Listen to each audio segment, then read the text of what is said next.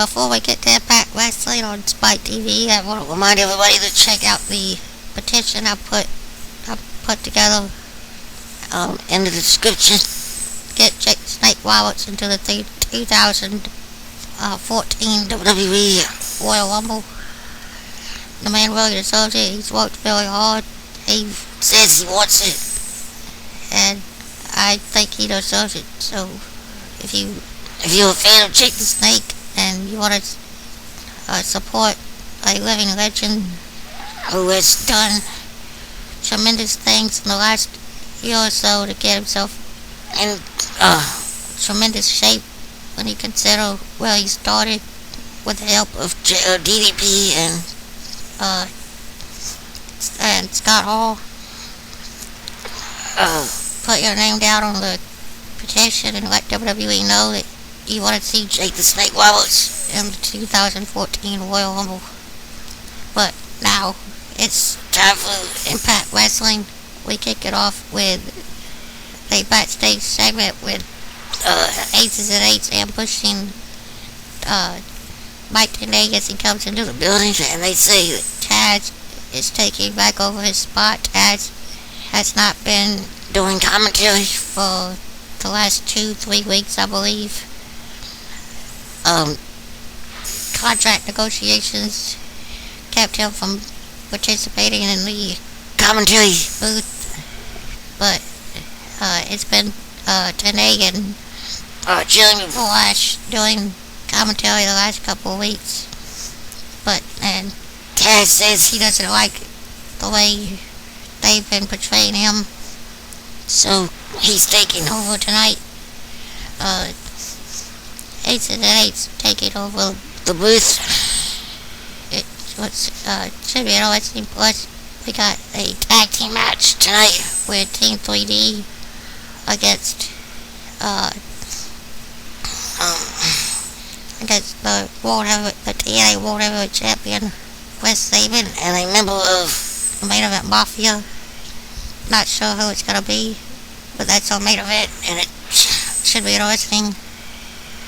How are they gonna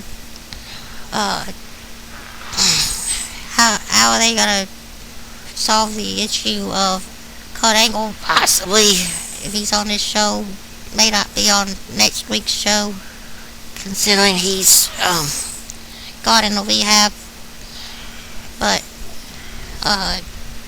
Impact Wrestling's about to kick it off, so let's go. We open up the show with Bully Wade coming out with Taz and the new VP, Mr. Anderson. Anderson and Taz go to the commentating booth to join Mike today, while Bully Wade stands in the wing and cuts a promo saying that he's basically saying he's not scared of Tito Ortiz, and he's upset that he and Devon have to be in a match tonight against Sabin and a mystery partner from the Main Event Mafia. He then calls out Sabin to apparently sign a contract to make the Hardcore Justice cage match next week official for the world title. Sabin comes out and they have an exchange until Bully calls out Hogan to get the contract signed, but instead of Hulk Hogan, he gets Brooke Hogan, saying that Hulk is in meetings. He's out of town and he's been in meetings with the board of directors about Bully and his contract, his world title contract and his TNA contract. She reads an email from her father, which reads that if Bully loses the cage match next week, he can no longer get another title match. They signed the contract, and Bully under the West signs the contract Saban signs the contract, and it's official.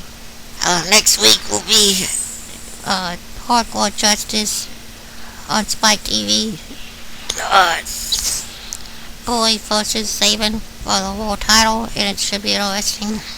But coming up next is the first BFG series match of the night. Jeff Hardy versus Samoa Joe, and I'm looking forward to it. So let's get back to the show and see what happens. Jeff Hardy gets the win with a quick roll-up after Samoa Joe is distracted by Mr. Anderson, who looked like he was going to interfere, but instead was just standing up to distract Joe, so Hardy would get the win. Hardy gained 7 points, giving him a total of 24, which, from the looks of things, puts him in third place. Samoa Joe still in second with 26, and Magnus in first with 49, I believe. The main event Mafia still ruling the top of the BFG series leaderboard, but Jeff looks like he's about to break Joe's hold on the number 2 seed. But coming up next, the leaderboard, the board leader, the points leader, Magnus takes on the VP of the Aces and Eights. Mr. Anderson is the Mafia versus the Aces and Eights. It should be interesting. Plus, later tonight they said Tito Ortiz will come out and let the world know what he's doing in TNA Wrestling, make his intentions clear on why he's joined Impact Wrestling. Plus, in a BFG series match is the Bad Influence Collision. Is Daniels takes on Kazarian, and it looks like Daniels believes that Kazarian should let him win, believing that he is the leader of the band, so to speak. But it should be interesting to see how it turns out. But first, it's Magnus versus Anderson, so let's see how it turns out. Magnus and Anderson have a pretty good back and forth until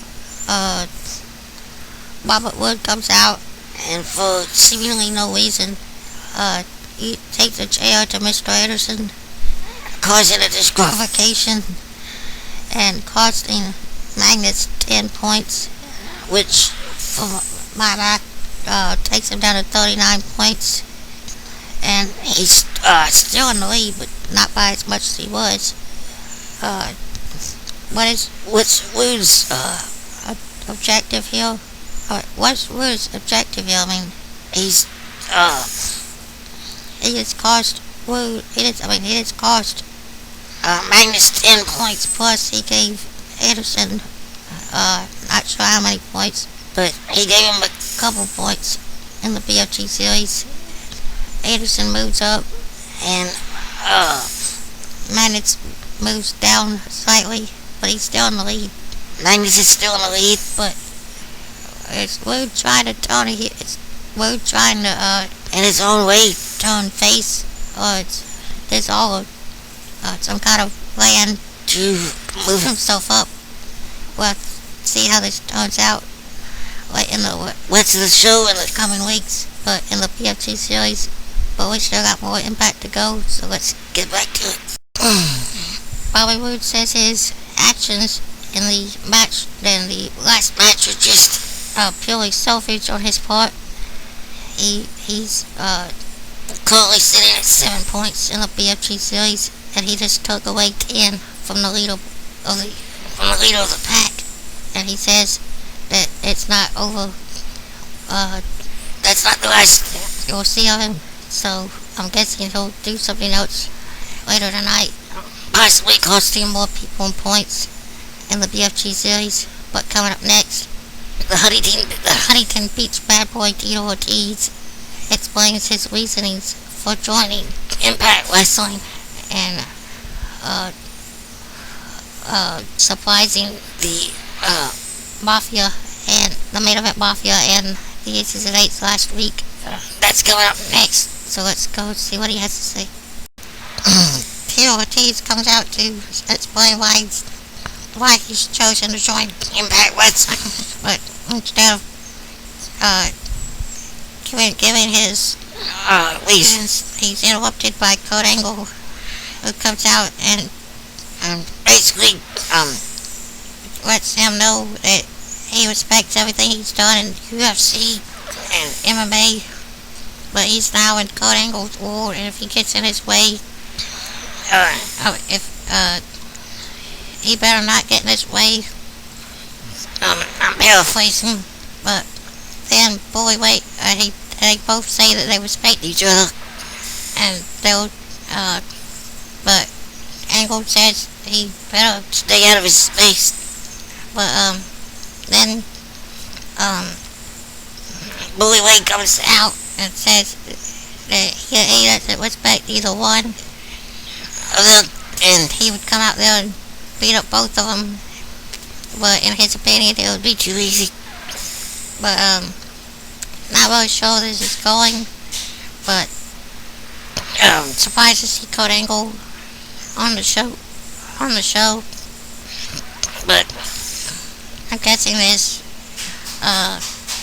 rehab didn't start until after the show, so I'm not really sure if he's gonna be on next week. But I'm not really sure where Ortiz's Alicia's lies. We'll have to wait and see how that turns out. But we still got more Impact, so let's get back to the show. Mickie James and Team Blowman's Robbie E and Jesse Sort and Jesse Carter's Sands Taylor being released over the past week or so. Team Blowman's and Mickie James lose to ODB and the tag team champions James Storm and Gunner. It looked like Team Blowman's were about to win with some sort of double D move, but Gatto set up a position for a powerbomb or a power driver with Robbie E on the corner, but James Storm came in and super kicked Gatto's, leading to a double team finish between the tag team champions for the win. After the match was over, ODB, Gunner, and Storm were celebrating when Gail Kim came in and jumped ODB, and Mickie James,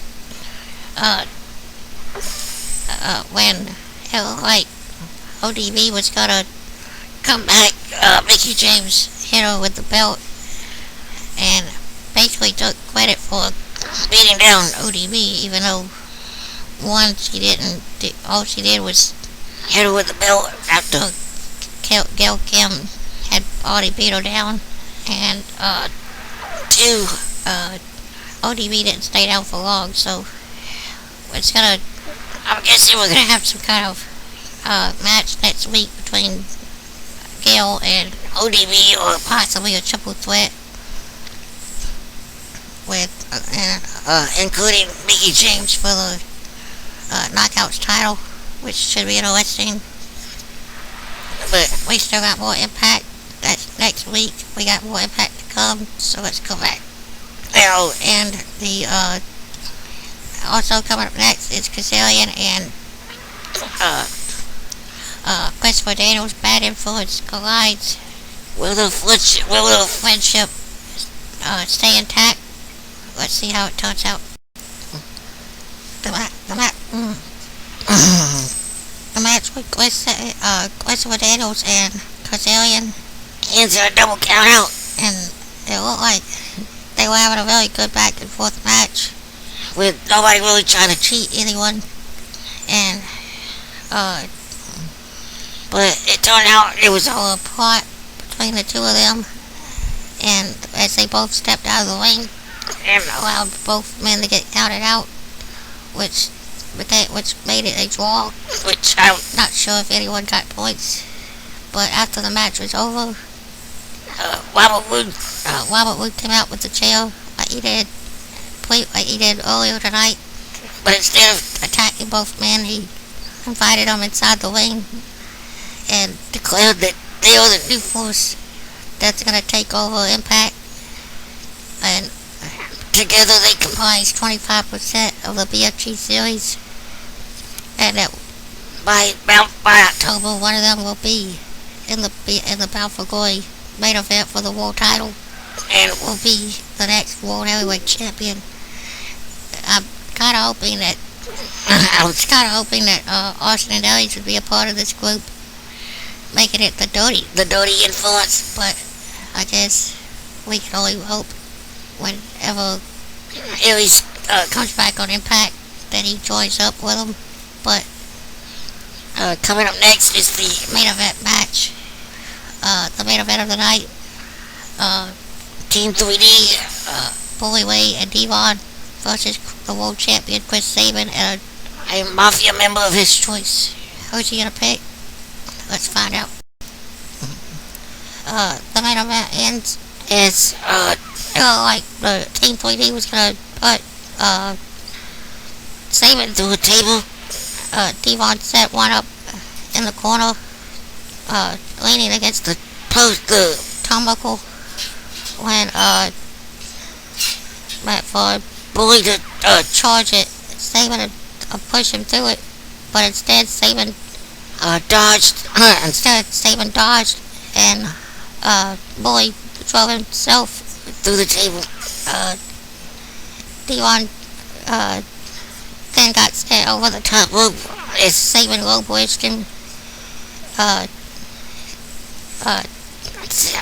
effectively taking him out of the match. Bully caught a insecurity kick to the back of the head, and Sabin picks up the win for himself and Kurt Angle, building a lot of momentum going into Hardcore Justice, the Hardcore Justice special of Impact Wrestling next week.